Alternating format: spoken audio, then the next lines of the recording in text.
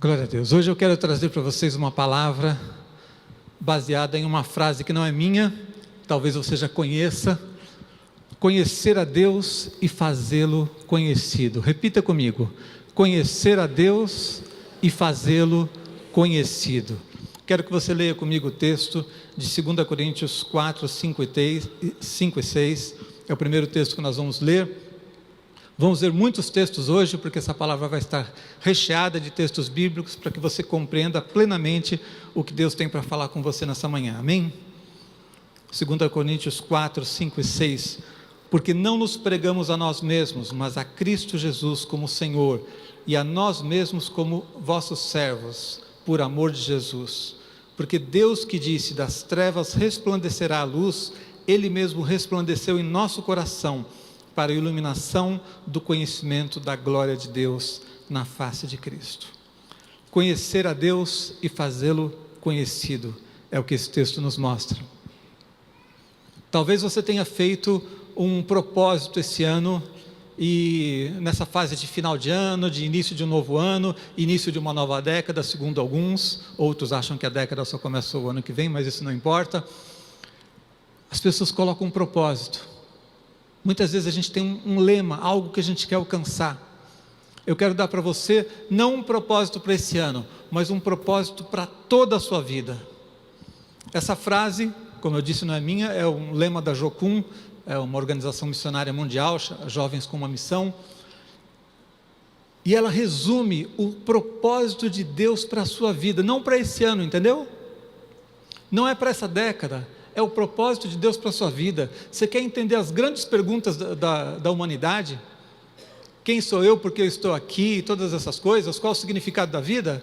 Eu vou resumir para você numa frase, repita junto comigo: conhecer a Deus e fazê-lo conhecido.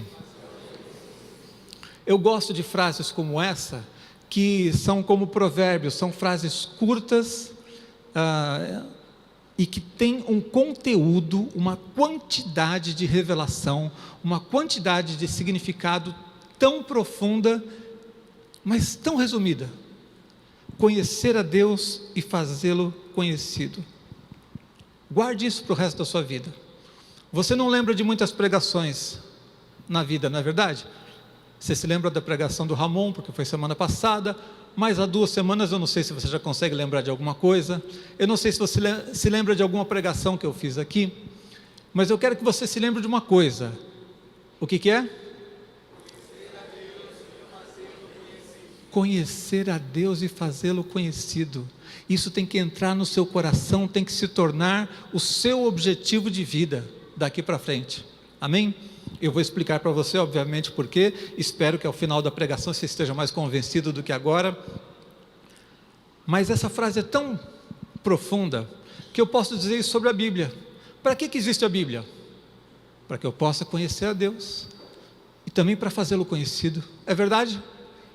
Para que existe a igreja? Para conhecer a Deus e para fazê-lo conhecido. Qual é o objetivo dos dons espirituais? Ou eles são voltados para você conhecer a Deus ou para fazê-lo conhecido. Os ministérios na igreja, para conhecer a Deus e para fazê-lo conhecido. Enfim, nós podemos resumir todas as coisas mais importantes da vida em uma frase: conhecer a Deus e fazê-lo conhecido. Agora eu vou fazer uma pergunta para você antes de continuar. Antes dessa, qual seria a frase que define sua vida?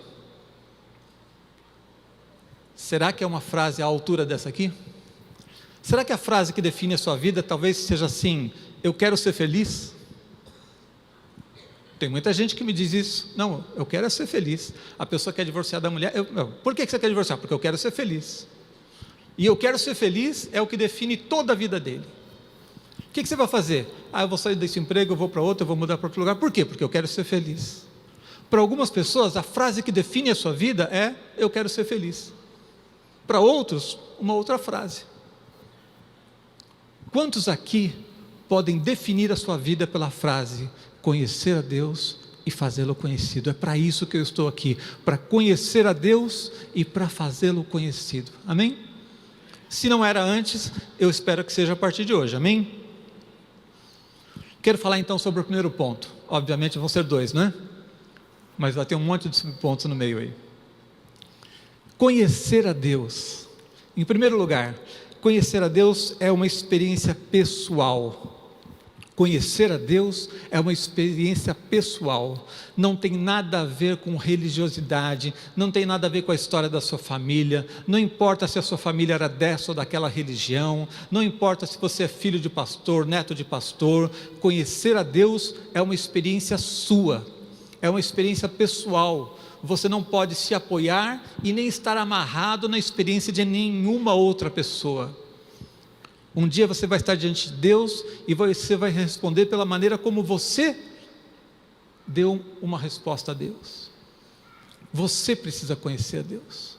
Não pode ser algo que outros conhecem. Há uma história que eu já contei uma vez aqui, um homem muito importante, muito conhecido na história da igreja, John Wesley. Ele era um missionário já. Ele se entendia como um homem de Deus.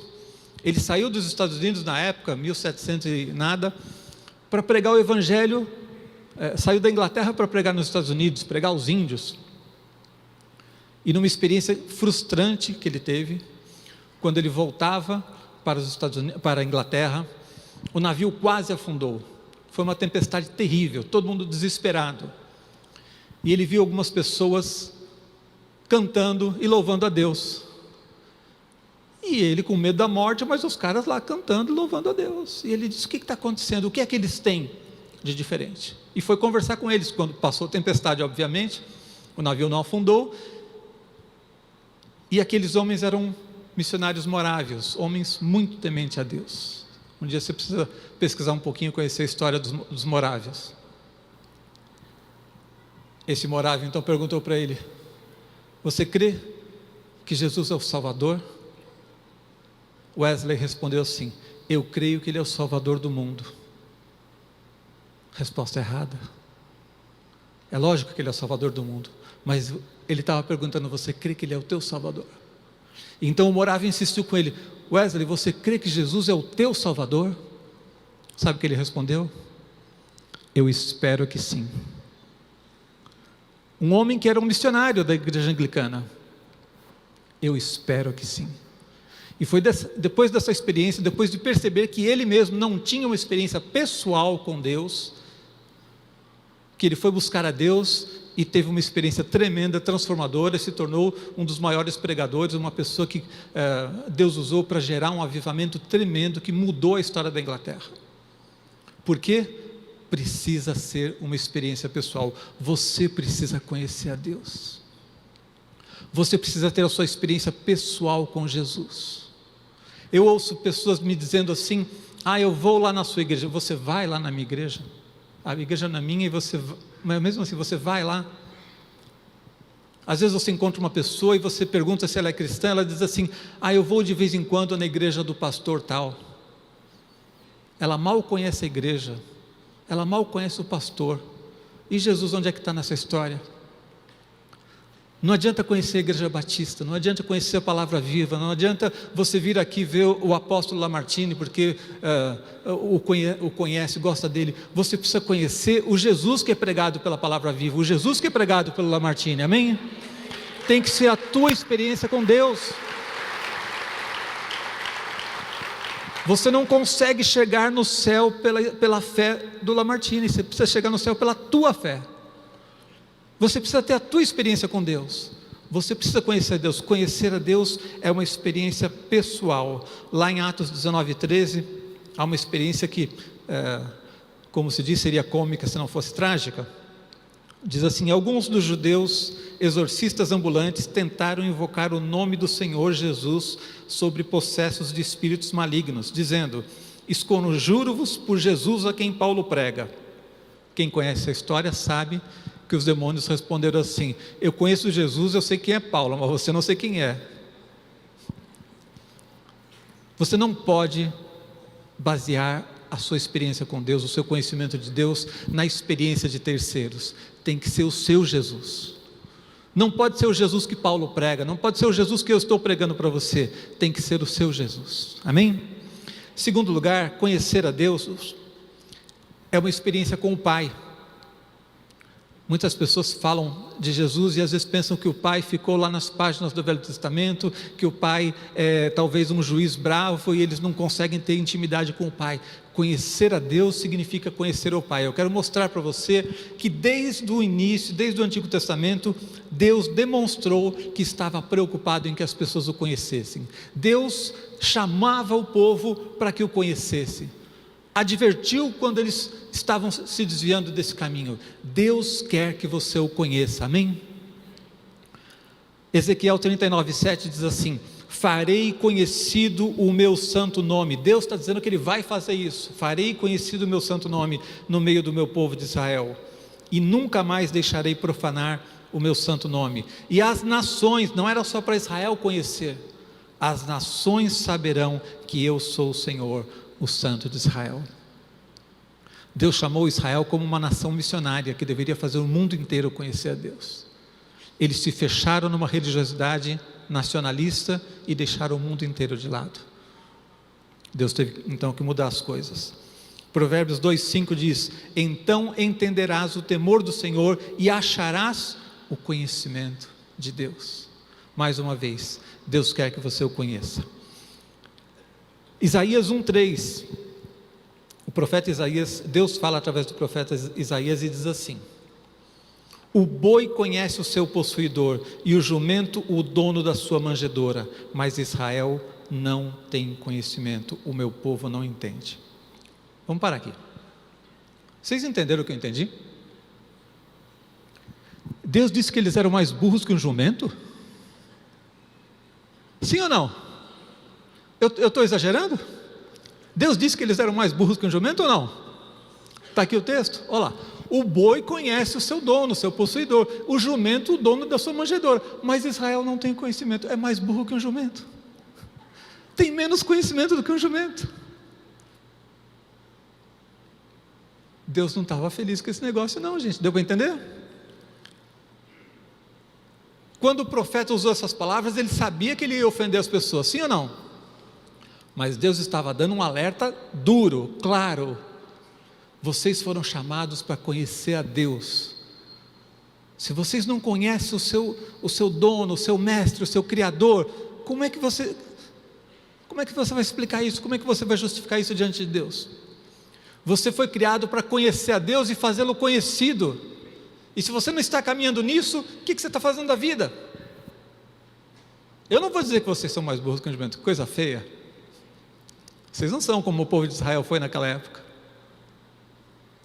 Eu estou dizendo que Deus estava realmente preocupado em chamar a atenção deles, e usou de palavras duras, porque queria realmente chamar a atenção deles, queria que eles entendessem, amém? Isaías ainda capítulo 11, versículo 9 diz: não se fará mal nem dano algum em todo o meu santo nome, porque a terra se encherá do conhecimento do Senhor, como as águas cobrem o mar. Há um texto, esse texto é musicado, a gente vai cantar isso no final do culto. Deus quer que o conhecimento de Deus se espalhe por toda a terra. Do mesmo jeito que as águas cobrem todo o mar, Deus quer que o conhecimento dele se espalhe. E você precisa conhecer a Deus. Deus quer que você o conheça profundamente, pessoalmente, amém? Oséias 4:1 diz: ouvi a palavra do Senhor, vós filhos de Israel, porque o Senhor tem uma contenda com os habitantes da terra, porque nela não há verdade, nem amor, nem conhecimento de Deus. Quando Deus percebe que já não há verdade entre as pessoas, não há amor e não há conhecimento de Deus, Ele fica profundamente indignado com isso. Então eu quero dizer para você, não pode faltar a verdade no seu coração, não pode faltar o amor, e você não vai conseguir encontrar a verdade ou o amor se você não estiver crescendo no seu conhecimento de Deus, amém? Oséias ainda diz lá no capítulo 6, versículo 6: pois misericórdia quero e não sacrifício, e o conhecimento de Deus mais do que holocaustos, mais do que sacrifícios. Mais do que tudo, o que Deus quer de você é que você o conheça.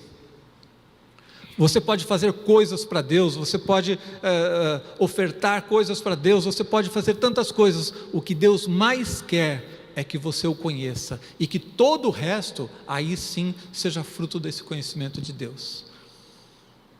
E por fim, dentro desse ponto de conhecer o Pai, eu quero ler para você Efésios 3, 18 a 21, que diz qual é o propósito da nossa vida aqui. Ele diz assim: a fim de poder compreender com todos os santos qual a largura e o comprimento e a altura e a profundidade, e conhecer o amor de Cristo. Ou seja, Deus quer que você tenha uma experiência ampla, profunda com o amor dele. Você precisa conhecer o comprimento, a largura, a profundidade, você precisa conhecer muito. Não pode ser algo superficial.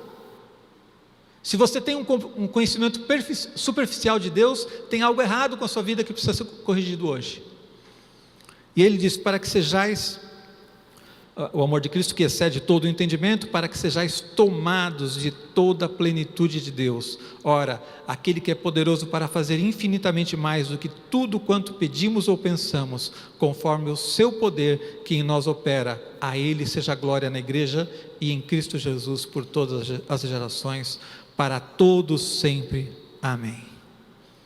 Em terceiro lugar, eu quero dizer para você que o conhecer a Deus é uma experiência com Jesus.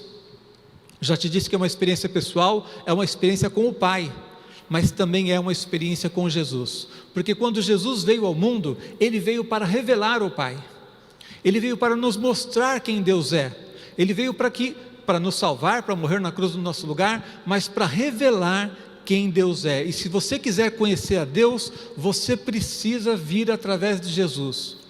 Não existe outro caminho, não existe uma forma de se ampliar o nosso conhecimento de Deus, se não for conhecendo mais a Jesus. Por isso você precisa ler a Bíblia, e você precisa ler os Evangelhos. E eu até te dou uma dica prática: muitas pessoas começam um propósito de ler a Bíblia toda no início de um ano. Alguém está fazendo isso esse ano? Várias pessoas, que bom. Quem não levantou a mão pode começar ainda, dá tempo. Mas eu queria te dar uma dica. Que tal você começar lendo os Evangelhos? Sabe por quê? Muita gente começa lá no Gênesis, depois daqui a pouco chega Levítico, Números, né? E tem gente que não chega no Deuteronômio, já parou, desistiu. Você precisa conhecer a Jesus. Se você começar pelos Evangelhos, você vai se aprofundar em conhecer em primeiro lugar a Jesus, e aí então você pode conhecer todo o resto da Bíblia. Eu sugiro a você que comece pelos Evangelhos, porque você precisa conhecer Jesus. É Jesus quem nos revela o Pai. João 14:7 diz assim, Jesus dizendo: se vós me tivesseis conhecido, conheceríeis também a meu Pai. Jesus está dizendo assim: quem conhece a mim, conhece ao Pai, desde agora o conheceis e o tendes visto. Então, conhecer a Deus é uma experiência com Jesus. Ainda em João 14, versículos 9 a 11, Jesus disse assim: disse-lhe Jesus: Felipe, há tanto tempo estou convosco e não me tens conhecido? Quem me vê a mim, vê o Pai. Como dizes tu, mostra-nos o Pai? Não crês que eu estou no Pai e que o Pai está em mim? As palavras que eu vos digo, não as digo por mim mesmo, mas o Pai que permanece em mim faz as suas obras. Crede-me que estou no Pai e o Pai está em mim. Crede ao menos por causa das mesmas obras. Jesus disse que quem olha para Ele conhece o Pai.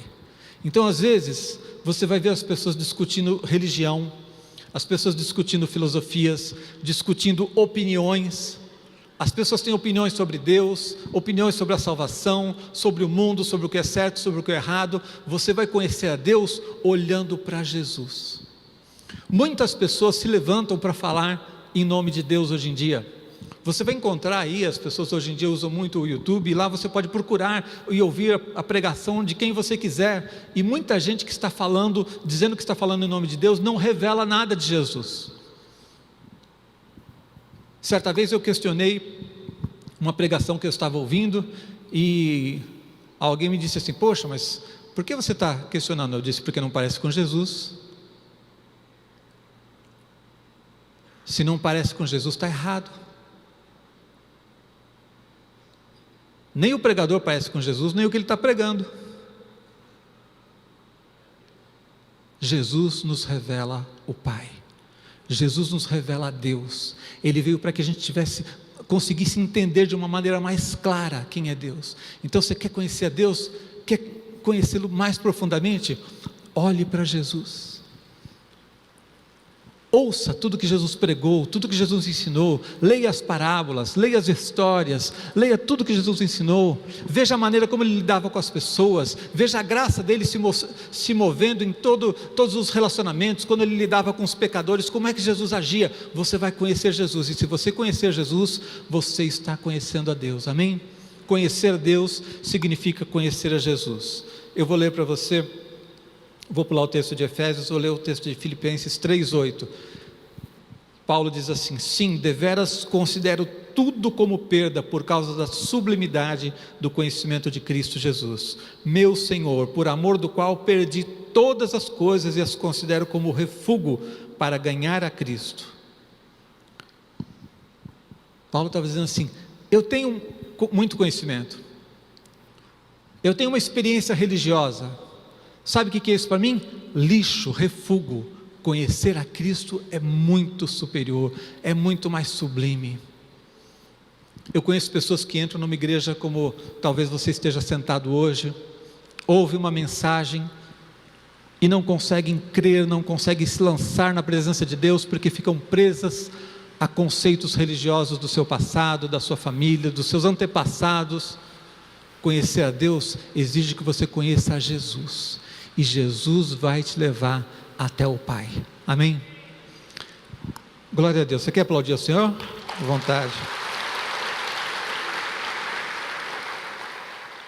Conhecer a Deus, em quarto lugar, é uma experiência com o Espírito Santo. Repita comigo: conhecer a Deus é uma experiência com o Espírito Santo. 2 Coríntios 3,18 diz assim: e todos nós, com o rosto desvendado, contemplando como por espelho a glória do Senhor, somos transformados de glória em glória na sua própria imagem, como pelo Senhor o Espírito. Conhecer a Deus é uma experiência com a Trindade, porque o Pai é Deus, o Filho é Deus e o Espírito Santo é Deus. Então você não vai ter uma experiência profunda com Deus se você não tiver uma experiência profunda com o Espírito Santo. Vou repetir para você: você não pode ter uma experiência profunda com Deus se você não tiver uma experiência profunda com o Espírito Santo. Tem gente que fica querendo escolher qual pessoa da Trindade ele vai conhecer. Tem gente que fala muito sobre o Pai, mas acha que não precisa de Jesus. Tem gente que fala muito de Jesus e diz: não, o Espírito Santo, isso aí é para pentecostal, isso aí é para essa ou aquela linha de igreja. Ninguém pode ter uma experiência profunda com Deus se não for através do Espírito Santo. O texto que nós lemos diz claramente que nós crescemos de glória em glória através do Espírito. Toda a obra de Deus, a partir da morte de Jesus na cruz, todo o trabalho da igreja é feito através do Espírito Santo. Jesus disse que iria enviar o Espírito Santo para que nós pudéssemos conhecer o Pai, que Ele falaria das coisas de Deus, Ele nos revelaria as coisas de Deus. O Espírito Santo fala com a gente hoje, e muita gente acha que isso é uma coisa estranha, que isso é uma coisa esquisita, que isso é algum tipo de misticismo, que a fé evangélica tem que ser baseada somente no conhecimento da Bíblia. É claro que toda a nossa fé é fundamentada na palavra de Deus, mas eles começam a deixar de lado a experiência pessoal de conhecer o Espírito Santo, de ouvir a voz do Espírito, de ser guiado pelo Espírito Santo, como se isso fosse um modismo, uma invenção de pentecostais. Isso está na Bíblia, gente. E tudo o que nós fazemos é totalmente diferente quando fazemos na unção do Espírito. Orar é bom? Quantos acham que orar é bom? Mas e uma oração formal, religiosa, é bom? Não. Uma oração no Espírito é bom. Ouvir uma mensagem é bom? Uma pregação bíblica? Sim, mas quem já ouviu uma mensagem enfadonha, uma mensagem vazia, cheia de filosofia humana e vazia de Deus? Não, não vai ser bom.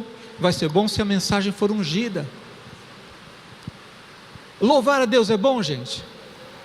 Alguém já participou de um momento de louvor que você não via a hora de sair dali?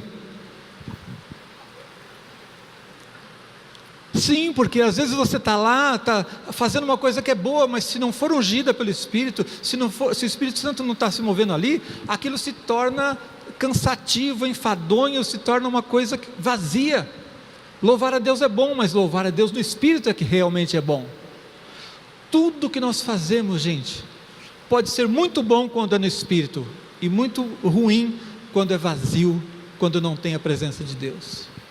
A gente pode fazer a coisa certa do jeito errado, quando a gente faz a coisa certa, mas não faz com a unção do Espírito nas nossas vidas. Ler a Bíblia é excelente quando você lê com o coração voltado para Deus, aberto para que o Espírito Santo fale com você. Mas eu conheci uma pessoa que lia a Bíblia por castigo. O pai botava ele de castigo, ele aprontava muita arte quando era criança, e o pai, para botar jeito nele, trancava ele no quarto e falava: agora você vai ler a Bíblia de castigo. Ler a Bíblia para ele já não era bom, não era algo feito movido pelo Espírito. Então, conhecer a Deus é conhecer ao Espírito Santo, é uma experiência sua com o Espírito Santo. E se você perceber, se você estiver sentindo aí no seu coração, enquanto eu estou falando, que a sua experiência com o Espírito Santo é pequena, ainda não é profunda, você precisa buscar. Vá buscar no seu quarto, vá orar, vá para as vigílias, vá para os movimentos de oração, mas vá buscar uma experiência profunda, pessoal, sua com o Espírito Santo, porque sem uma experiência profunda com o Espírito Santo, você não vai ter uma experiência profunda de conhecimento de Deus. Amém? Então busque a Deus, busque uma experiência com o Espírito Santo. Quando a gente se converte, quando a gente ora, tudo o que a gente faz é diferente quando a gente realmente está cheio do Espírito. Eu tive uma experiência numa vigília, por exemplo, em que uma pessoa disse assim: gente, vocês precisam conhecer o Espírito Santo, ele é maravilhoso, ele faz tudo o que eu mando. Eu digo: Espírito, faça isso, ele faz. Eu digo: Espírito Santo, faça aquilo, ele faz. Então eu quero dizer para você, se você não tiver uma experiência profunda com o Espírito Santo, você não vai ter uma experiência profunda com Deus. Você não vai ter uma experiência profunda de conhecer a Deus, se você estiver vendo o Espírito Santo como um escravo, um servo, um garoto de recado que fica fazendo o que você manda ele fazer. O Espírito Santo é Senhor, o Espírito Santo é Deus, é uma pessoa. Pode aplaudir ao Senhor.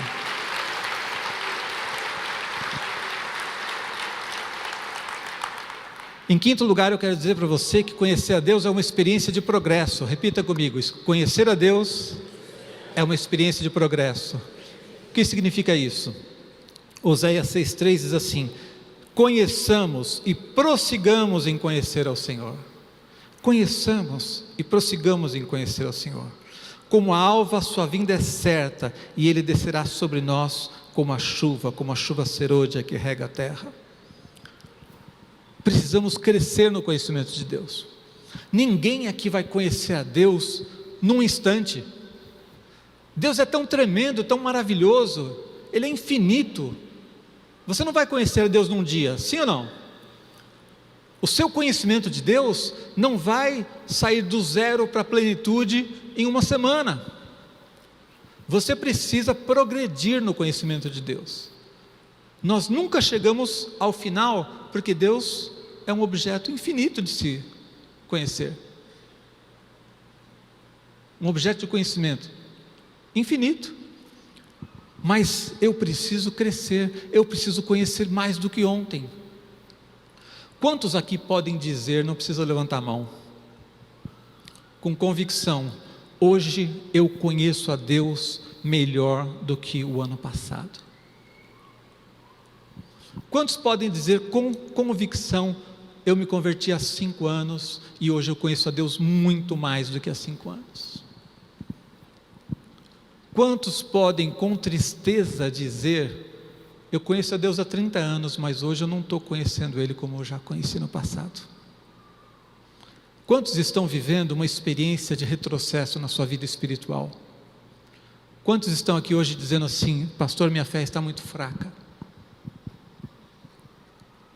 Quantos já leram a Bíblia inteira num ano, talvez, há algum tempo, e hoje não estão lendo um versículo? Passa o dia inteiro sem ler a Bíblia. Quantos estão estagnados, estão no mesmo lugar há 10 anos?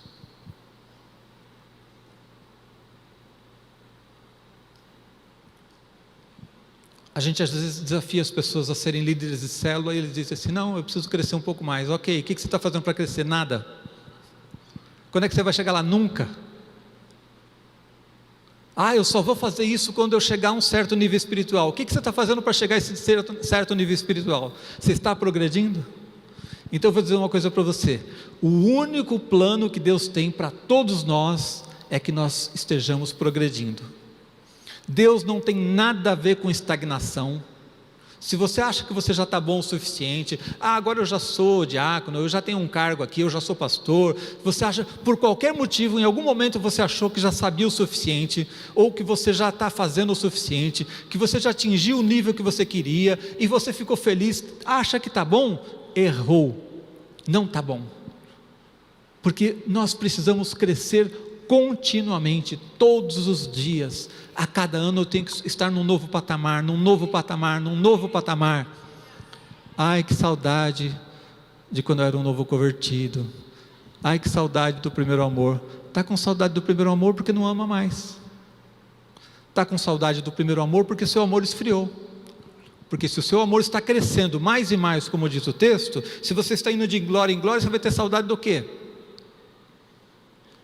Você pode olhar para trás e se alegrar com as experiências todas que você já teve, mas isso vai fazer você olhar para frente e dizer: eu quero mais ainda, existe mais ainda para conhecer, amém? 1 Coríntios 13, 12 diz assim: porque agora vemos como em espelho, obscuramente, então veremos face a face, agora conheço em parte, então conhecerei como também sou conhecido. Todos nós estamos caminhando para um dia conhecermos plenamente. Esse plenamente só vai se cumprir na eternidade, mas eu tenho que estar caminhando para isso. 2 Pedro 3,18 diz: antes crescei na graça e no conhecimento de nosso Senhor e Salvador Jesus Cristo. A Ele seja a glória, tanto agora como no dia eterno. 2 Pedro 1,8: porque essas coisas existindo em vós e em vós aumentando, ele está falando das virtudes que ele tinha acabado de listar, porque essas coisas existindo em vós e em vós aumentando, fazem com que não sejais nem inativos, nem infrutuosos no pleno conhecimento de nosso Senhor Jesus Cristo. Quem está crescendo nunca vai ser inativo, nunca vai ser infrutuoso. Você não se alegra em ver frutos da vida de Deus na sua vida? Você não se alegra de ver os frutos espirituais, ver a transformação, ver a maneira como Deus pode alcançar outras pessoas, ver a maneira como Deus pode usar você? Pois é, você nunca vai ser infrutuoso, você nunca vai ser inativo se você for uma pessoa que está crescendo. Foi isso que Pedro disse. Quem está crescendo, acrescentando a cada ano novidade, virtude à sua vida, novidade no sentido bom, né? Novidade, coisas novas de Deus, nunca vai ser infrutífero, nunca vai estar estagnado, nunca vai ter aquele marasmo na vida, nunca vai se sentir parado, inútil, porque sabe que todas essas coisas, aumentando, vão sempre transbordar e trazer glória para Deus.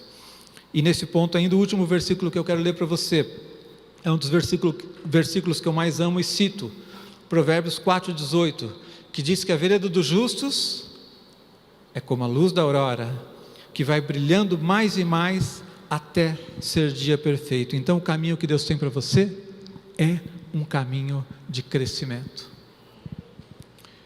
E se você chegou ao final desse ano, lançou planos, fez uma avaliação, olhou para trás, e você não está melhor do que há um ano atrás, é hora de você dar um basta nisso e dizer assim: Deus, hoje eu quero mudar minha vida.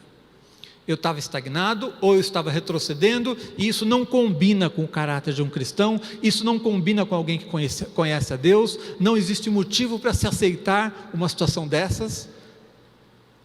E aí então você vai dizer: Deus, eu quero ser renovado, amém? E Deus vai fazer isso na sua vida.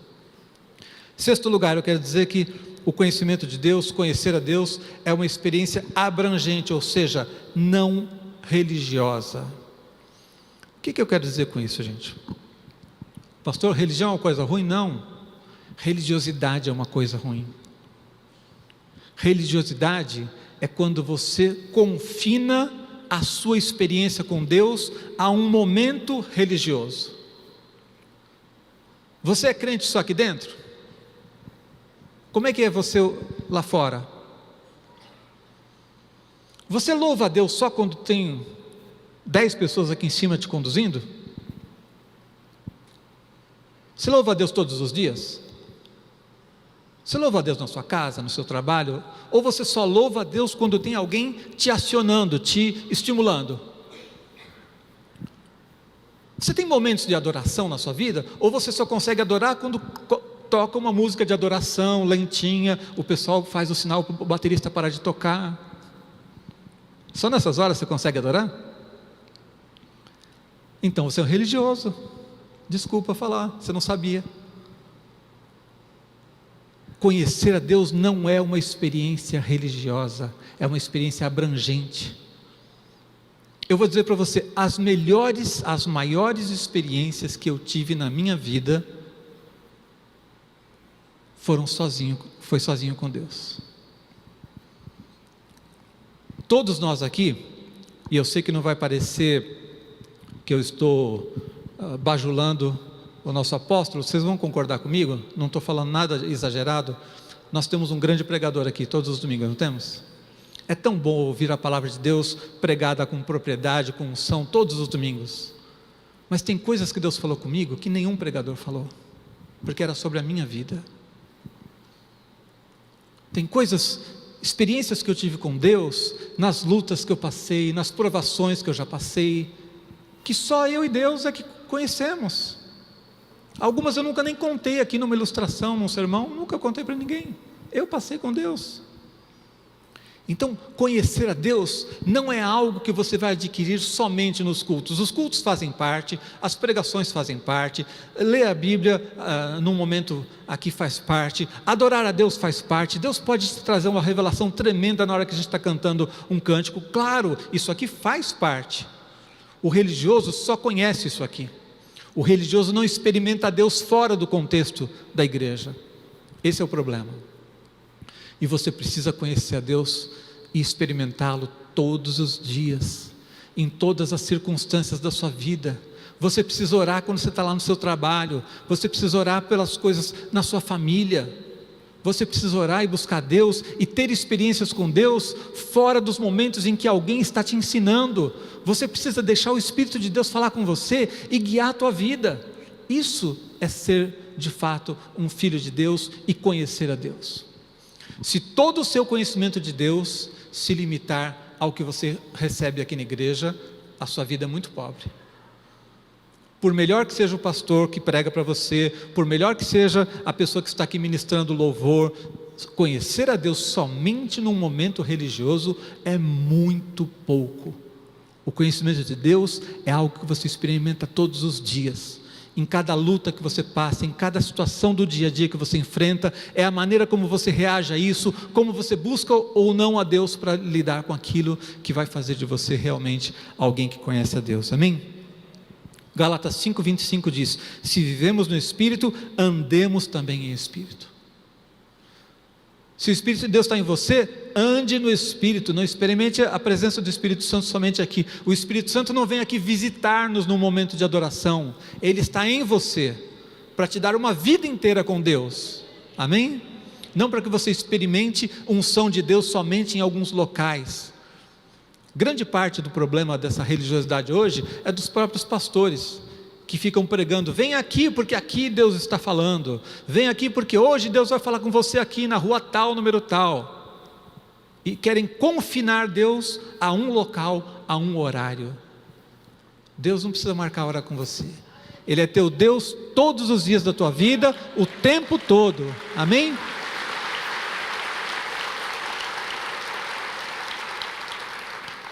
Em sétimo lugar, você estava acostumado com 3 pontos. Conhecimento de Deus é uma experiência acessível. Que bom falar isso. Repita comigo: o conhecimento de Deus é uma experiência acessível. Gente, isso é uma coisa impressionante. Presta atenção nisso. A coisa mais rica, mais extraordinária, mais profunda que a gente pode experimentar nessa vida, algo que não tem limites, porque Deus é infinito, Ele é o pleno de sabedoria, gente, é algo tão tremendo, mas é acessível. O que quer dizer isso? Como é que eu conheço a Deus? É só para alguns iluminados? Deus está se escondendo e criando mistérios para que só algumas pessoas consigam chegar lá? Preciso subir uma montanha sagrada. Uma vez, antes de eu me converter, eu não tive experiência com religião nenhuma. Eu não fui membro de nenhuma seita, de nenhuma igreja, nada. Não conhecia nada de Deus, não conhecia nada de Bíblia. A única coisa que eu fiz, eu li alguns livros. Tinha um amigo que às vezes me emprestava uns livrinhos, e uns livros lá que falavam de você ir lá nas montanhas, no Tibete, e não sei o que. Eu falei, eu não sei nem onde é que é isso, gente. Se a minha fé, se a minha experiência com Deus depende de eu subir uma montanha sagrada, sei lá onde, como é que fica? Então só alguns é que vão conseguir? Você acha que Deus é assim? É só pra, não é para você, é só para quem consegue fazer tem um curso, quando as pessoas fazem teologia nos Estados Unidos, ele recebe o título de mestre em divindade. Coisa bonita, hein? Título pomposo, doutor em divindade, mestre em divindade. Será que precisa ter um diploma desse para conhecer a Deus? Será que é só quem consegue fazer o curso de 7 semanas? Então, como é que a gente conhece a Deus? Como é que é o primeiro passo, quando a gente convida alguém para vir aqui fazer uma oração? É complicada aquela oração? Demora muito tempo? Tem palavras mágicas que só algumas pessoas, os iniciados conhecem? Não, é Senhor Jesus, eu entrego minha vida, eu peço que o Senhor entre no meu coração, que o Senhor me aceite, me receba, perdoe os meus pecados. Acabou, é só isso. E como é que eu continuo crescendo, conhecendo a Deus? Lendo a Bíblia, orando. É acessível ou não? Precisa conhecer alguma oração mágica, poderosa, que só tem num livro misterioso? Não. É do teu jeito, com as tuas palavras, e Deus te ouve. Na tua casa você pode orar? Claro. Que tipo de oração você faz? Fala o que está no teu coração. Fé. Você precisa de algum contexto especial para exercer sua fé? Não, Senhor, eu creio que o Senhor vai fazer isso na minha vida, ponto. Louvor, adoração, coisa mais simples do que isso. 3 acordes só e a gente faz louvor, adoração 1 hora. É tudo acessível, gente. Não é só para pessoas iluminadas, não é para pessoas que têm um chamado de Deus, não é para pessoas que conhecem mistérios que quase ninguém consegue acessar, não tem que subir montanha sagrada. É você e Deus na tua casa, lendo a Bíblia, orando, jejuando, coisas que você pode fazer todos os dias. Deus se fez próximo de nós, Ele se tornou acessível e criou meios que todo mundo pode ter para poder crescer no conhecimento. Então você não tem desculpa, você não pode dizer assim, pastor, eu não cresço no conhecimento de Deus porque eu não tenho dinheiro para pagar um curso tal. É você ter um coração quebrantado e buscar a Deus com sinceridade de coração, orar, ler a Bíblia, é só isso. Buscar a Deus com sinceridade de coração e usar dos recursos que estão aí para todo mundo, meditação na palavra, oração, louvor, adoração, jejum, tudo isso você pode fazer. Para comer você pode não ter dinheiro, mas para fazer jejum você tem. Não tem desculpa.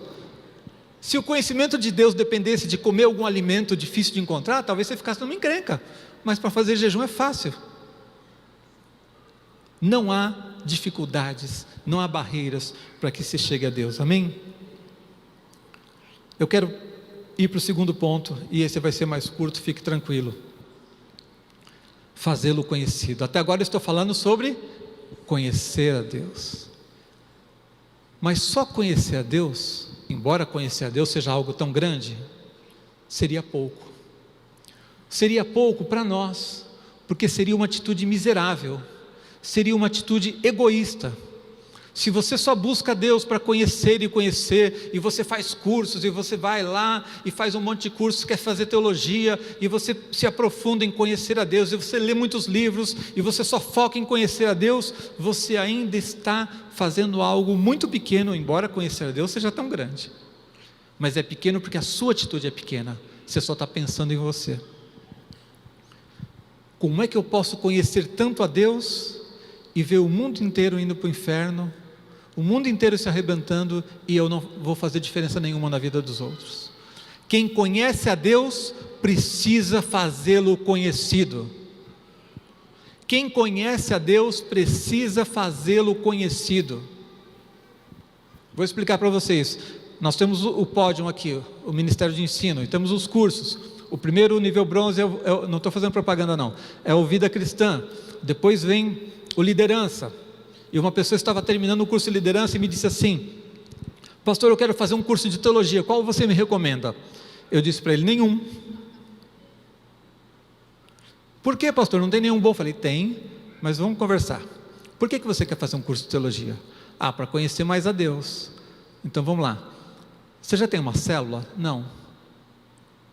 Você está em algum ministério na igreja? Não. Você está evangelizando? Não. Então por que você quer conhecer mais a Deus? Você precisa começar a fazê-lo conhecido. O que adianta investir só em conhecer a Deus, sempre querer crescer internamente, conhecer mais, estudar mais, mas não colocar em prática, não abençoar outras pessoas? Isso não é uma vida espiritual saudável. Uma vida espiritual saudável é conhecer a Deus e fazê-lo conhecido, é receber de Deus e entregar para os outros, é ser abençoado e abençoar. Amém? Então muitas vezes, antes de querer conhecer mais, a gente precisa começar a fazê-lo conhecido. A gente precisa começar a viver aquilo que a gente já recebeu e transmitir aquilo que a gente já recebeu. Então, em primeiro lugar, sobre fazê-lo conhecido, é uma missão de vida, é o propósito da sua vida aqui, fazer a Deus conhecido. Muitas pessoas têm ido aos cultos, vão para as igrejas, estão lotando as igrejas e saem daqui e não fazem nada pelo mundo lá fora.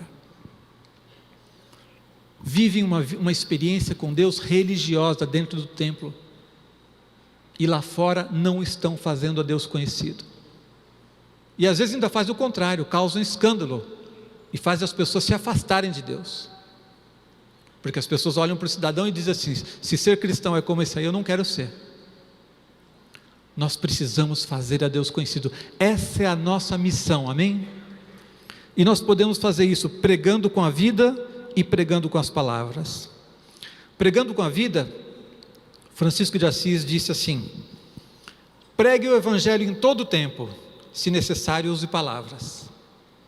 Pregue o evangelho em todo o tempo, se necessário use palavras. O que ele estava querendo dizer com isso?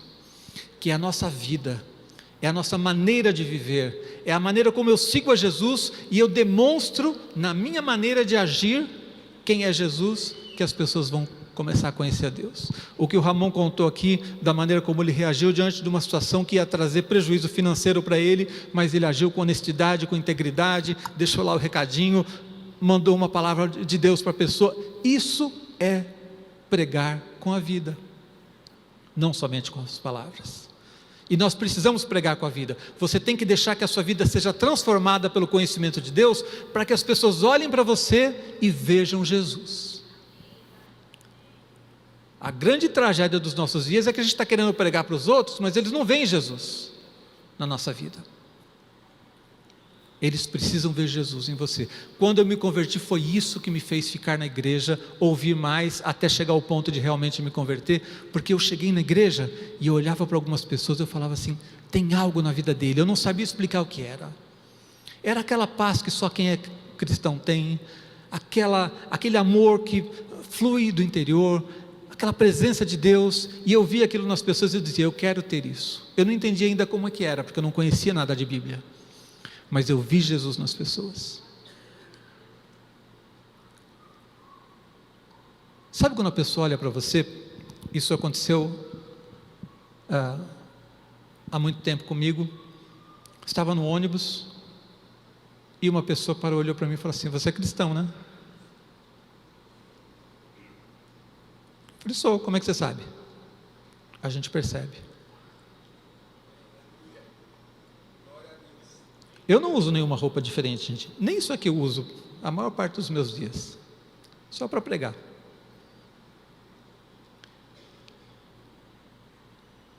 Quando as pessoas olham para você e veem Jesus em você, isso não é uma experiência tremenda, gente? Agora, se você é um picareta, faz tudo errado nos seus negócios, engana os outros igual o mundo aí fora, rouba igual os outros roubam aí fora, mente, fofoca, faz tudo errado, você está pregando Jesus com a vida? Não está. E aí fica difícil pregar com palavras. Então Francisco de Assis estava muito certo quando diz: pregue em todo tempo, se necessário use palavras. Efésios 3, 10 a 12 diz assim: para que pela igreja a multiforme sabedoria de Deus se torne conhecida. Deus quer ser conhecido do mundo, e Ele vai ser conhecido através da igreja. A sabedoria de Deus multiforme vai ser conhecida através das nossas vidas. Agora dos principados e potestades nos lugares celestiais, segundo o eterno propósito. Deus tem um propósito, não um propósito de ano novo. Deus tem um propósito eterno, que estabeleceu em Cristo Jesus nosso Senhor, pelo qual temos ousadia e acesso com confiança mediante a fé nele. Deus quer se fazer conhecido, e é através das nossas vidas. E isso vai acontecer através da maneira como nós demonstramos o amor de Deus, da maneira como vivemos. Colossenses 1,10 diz assim: a fim de viverdes de modo digno do Senhor, para o seu inteiro agrado, frutificando em toda boa obra e crescendo no pleno conhecimento de Deus. Eu podia parar tudo aqui e começar a pregar de novo nesse versículo. A fim é o objetivo de Deus, de que nós, através da nossa vida, consigamos demonstrar ao mundo o conhecimento de Deus, conhecer a Deus e fazê-lo conhecido. Mas eu citei Francisco de Assis e eu concordei com ele, mas agora eu quero discordar. Nós não pregamos só com a vida, tem que pregar com palavras também. Essa frase dele, muito apropriada para mostrar que a gente deve pregar com a vida, ela tem um perigo. Se a pessoa entender que basta pregar com a vida e eu estou dispensado de pregar com palavras. As pessoas precisam ver a vida de Jesus em você para dar autoridade para suas palavras. Mas se você não pregar com palavras, a maior parte das pessoas não vai entender nada. Eu só tive uma vez na vida uma experiência dessa, de que a pessoa olhou para mim e disse: você é cristão. A maior parte das outras pessoas não viu nada. Outro dia eu fui numa loja e eu vi que a pessoa estava me olhando estranho, e ele me olhava, eu me olhava. Aí eu fui fazer uma ficha lá. Aí ele perguntou o que eu fazia, eu falei que era pastor. Ele falou: engraçado, eu pensei que você fosse um delegado. Eu achei que você era um policial civil. Eu falei: eu tenho cara de policial civil? Eu tenho cara de policial civil, gente? Tem algum policial civil aqui para me explicar o que é a cara de policial civil, que eu não sei como é que é? O que acontece? Nem todo mundo entende sem palavras. Ele não percebeu que eu era cristão, nem que eu era pastor, nem nada. Ele achou que era um policial civil. Nem sempre dá certo aquele negócio que aconteceu no ônibus uma vez, da pessoa olhar para você e dizer assim: você é cristão, não é? Sem palavras, as pessoas não vão entender tudo. Você precisa pregar com a palavra também. Não tenha vergonha de pregar a palavra de Deus, de falar das coisas de Deus. Sabe, o Rio de Janeiro, eu vou para lá de vez em quando porque minha esposa é de lá. Tem muito problema naquela cidade. Os homens fizeram uma bagunça lá, os políticos especialmente. Então em algumas coisas a gente fica pensando assim: aqui é melhor do que lá e tal. Mas sabe que tem uma coisa boa lá, que é notória? A pastora Clícia de lá vai concordar comigo. O evangelho está em todo lugar. O evangelho está na rua. Você entra no supermercado, está tocando música gospel no alto-falante. Você para na fila, a pessoa da sua frente está orando com outro ali. Você ouve as pessoas pregando, falando das coisas de Deus, comentando o que ouviram no culto. Você anda na rua e você vê o evangelho. Paulista é mais reservado. Você pode passar 10 anos aí na rua sem ouvir ninguém pregando o evangelho. A gente precisa pregar. Não precisa ter vergonha de falar do amor de Jesus. O mundo joga uma pressão terrível, como se o evangelho fosse uma coisa da qual a gente devesse se envergonhar. E aí Se você não assistiu, assista a pregação da semana passada do Ramon. Eu não me envergonho do Evangelho. A gente precisa pregar e pregar com palavras, falar para as pessoas. Não tenha medo de dar um conselho da Bíblia. Não tenha medo de dizer para a pessoa: olha, a Bíblia ensina diferente. Ah, mas vão te taxar de ser uma pessoa retrógrada, isso, aquilo, vão te taxar de qualquer coisa porque você citou a Bíblia. Cite a Bíblia, porque a Bíblia é a palavra de Deus. Você está levando o conhecimento de Deus. Fale do Evangelho, fale do amor de Jesus. Aproveite qualquer brechinha, qualquer oportunidade para falar com as pessoas a respeito do Evangelho. Amém? Segundo lugar, é uma missão urgente. É uma missão urgente fazer Jesus conhecido. Efésios 6,19 diz assim: também por mim, Paulo pedindo que orassem por ele, não é? Olha só, Paulo pedindo para que orassem por ele, para que me seja dada no abrir da minha boca a palavra para com intrepidez fazer conhecido o mistério do Evangelho.